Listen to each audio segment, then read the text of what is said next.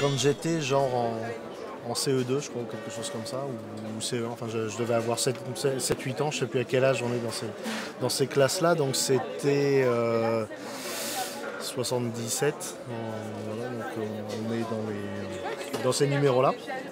Et j'étais à l'école, une grande partie de ma classe c'était des élèves dont les parents étaient, disons, relativement catholiques conservateurs.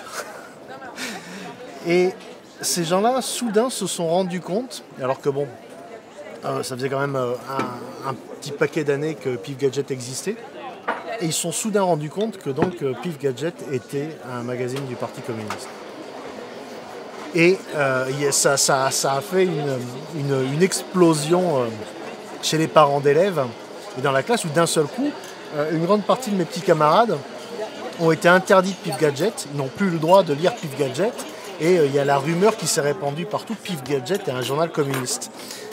Ils venaient de découvrir et donc il ne fallait surtout pas toucher, c'était le grand Satan. Et moi, comme on ne m'interdisait pas de lire Pif Gadget, mais j'étais très excité parce que comme j'étais encore un petit peu jeune, c'était une notion qui était un petit peu vague pour moi. Donc déjà, je me disais que si ça se trouve, tu pouvais attraper le communisme en lisant le journal, donc ça pouvait être vachement intéressant.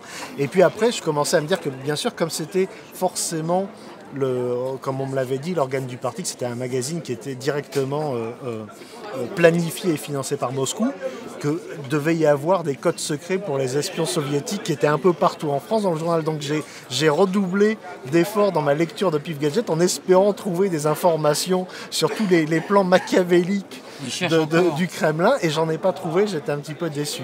Mais c'était assez cool, ça, c'était bien. Le journal était vraiment... avait une aura encore plus grande.